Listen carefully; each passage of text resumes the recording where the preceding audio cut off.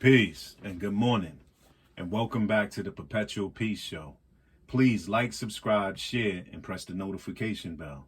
Today, my yearly daily reading plan consists of May 1st with the books Judges, chapter 13, verse 1 through chapter 14, verse 20.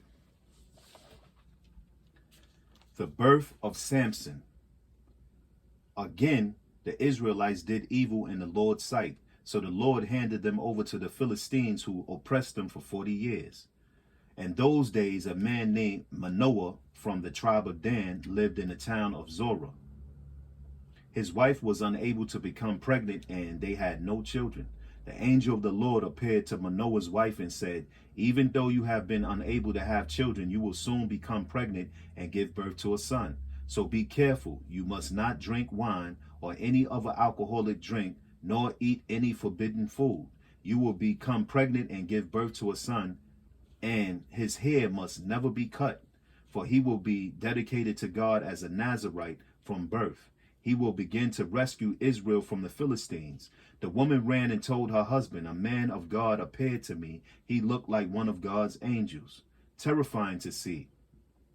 I didn't ask where he was from, and he didn't tell me his name. But he told me, 'You will become pregnant and give birth to a son. You must not drink wine or any other alcoholic drink, nor eat any forbidden food. For your son will be dedicated to God as a Nazirite from the moment of his birth until the day of his death.' Then Manoah prayed to the Lord, saying, 'Lord, please let the man of God come back to us again and give us more instructions about this son who is to be born.' God answered Manoah's prayer, and the angel of God appeared once again to his wife as she was sitting in the field.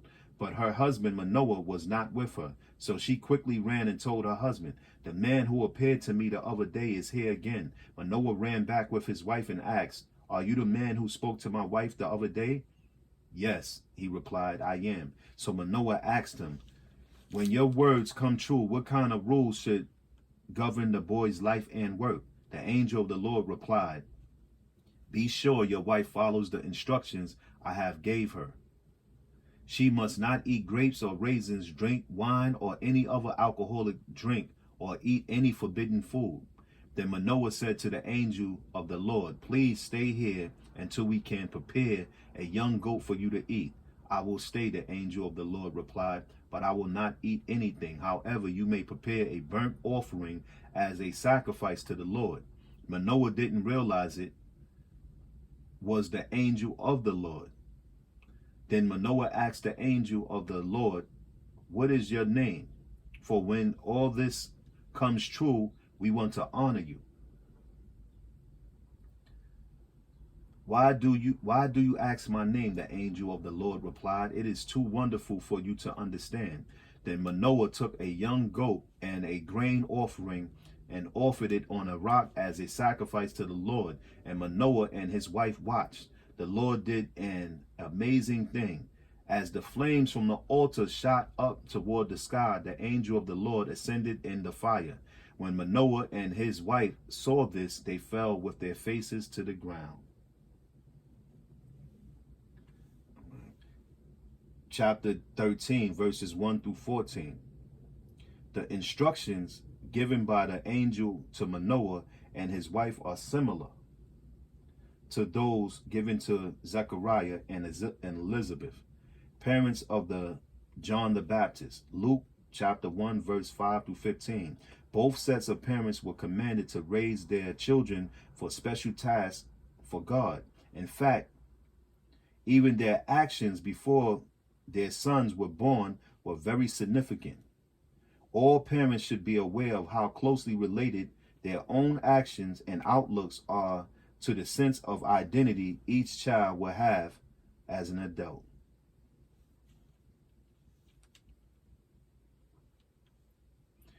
The angel did not appear again to Manoah and his wife. Manoah finally realized it was the angel of the Lord, and he said to his wife, "We will certainly die, for we have seen God.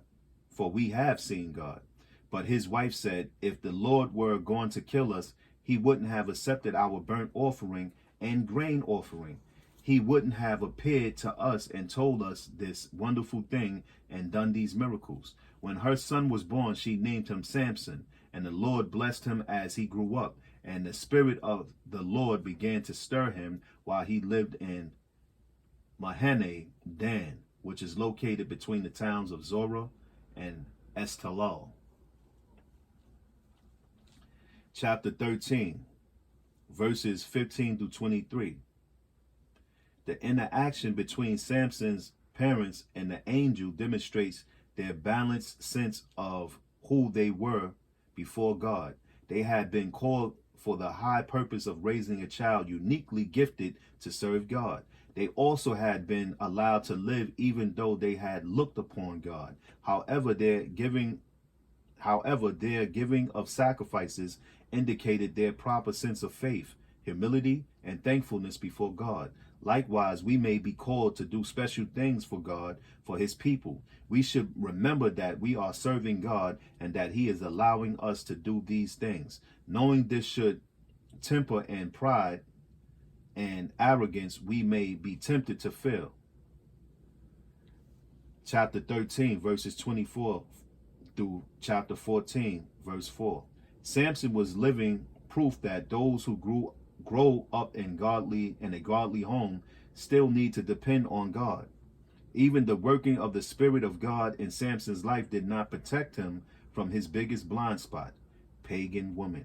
Fortunately, as always, God used even Samson's weaknesses to bring glory to himself. Unfortunately, Samson did not understand his unhealthy attraction to be a point of weakness. Samson's problem with pagan women is symbolic of many who struggle today. God will provide an abundant life if we are willing to give up or avoid a forbidden fruit. That fruit differs from one person to another. That fruit differs from one person to another. We should ask God to help us see potential stumbling blocks that interfere with our spiritual growth. Then we can confess them to God and ask him to remove them. Judges chapter 14, verses 1 through 20. Samson's riddle. One day when Samson was in Timnah, one of the Philistine women caught his eye. When he returned home, he told his father and mother, "A young Philistine woman in Timnah caught my eye. I want to marry her. Get her for me." His father and mother objected. "Isn't there even one woman in our tribe or among all the Israelites you could marry?" They asked. "Why must you go to the pagan Philistines to find a wife?" But Samson told his father, "Get her for me. She looks good to me." His father and mother didn't realize the Lord was at work in this, creating an opportunity to work against the Philistines who ruled over Israel at the time. As Samson and his parents were going down to Timnah, a young lion suddenly attacked Samson near the vineyards of Timnah.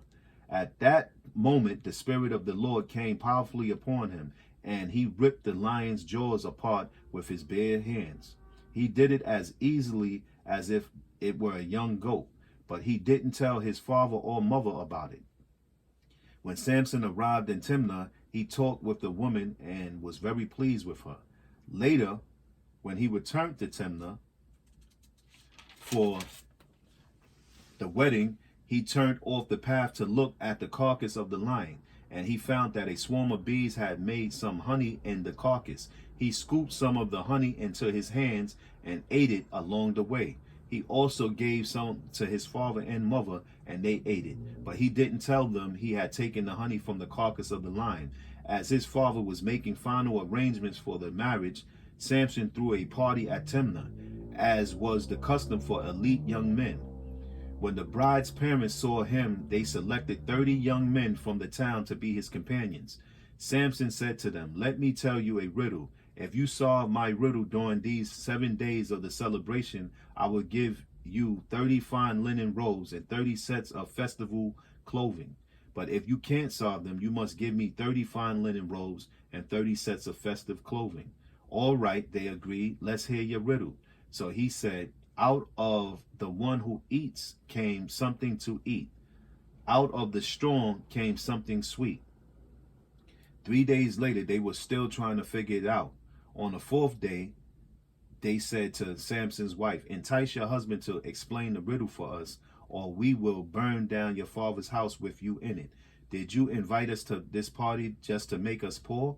So Samson's wife came to him in tears and said, you don't love me, you hate me. You have given my people a riddle, but you haven't told me the answer. I haven't even given the answer to my father or mother, he replied. Why should I tell you? So she cried whenever she was with him and kept it up for the rest of the celebration. At last, on the seventh day, he told her the answer because she was tormenting him with her nagging. Then she explained the riddle to the young men. So before the sunset of the seventh day, the men of the town came to Samson with their answer. What is sweeter than honey? What is stronger than a lion? Samson replied, if you hadn't plowed with my heifer, you wouldn't have solved my riddle. Then the Spirit of the Lord came powerfully upon him. He went down to the town of Ashkelon, killed 30 men, took their belongings, and gave their clothing to the men who had solved his riddle. But Samson was furious about what had happened, and he went back home to live with his father and mother. So his wife was given in marriage to the man who had been Samson's best man at the wedding. Chapter 14, verses 5 through 9. Even at an early point in his life, Samson was insensitive to the vows that defined his relationship with God. Samson's Nazirite vow forbade his contact with anything dead. See Numbers chapter 6. But Samson killed a lion and then went back to the carcass later. It was indeed the Spirit of the Lord who strengthened him, but he abused the blessing when he failed to surrender his life to the one who gave him supernatural strength. There is very little evidence of commitment to God at this point in Samson's life. Having been raised as a special child, he was self-centered. This sinful self-obsession was the ruin of Samson, as it is the ruin of too many people today. Chapter 14, verses 10 through 20. During the pre-wedding feast, Samson foolishly bet that his guest could not solve his riddle. After being manipulated by his wife-to-be and losing the wager, Samson slaughtered other Philistines to get the garments he needed for payment. His volatile and dangerous personality was clearly evidenced by his actions. Samson possessed the maturity of a young boy stuffed inside an incredibly strong and gifted adult exterior.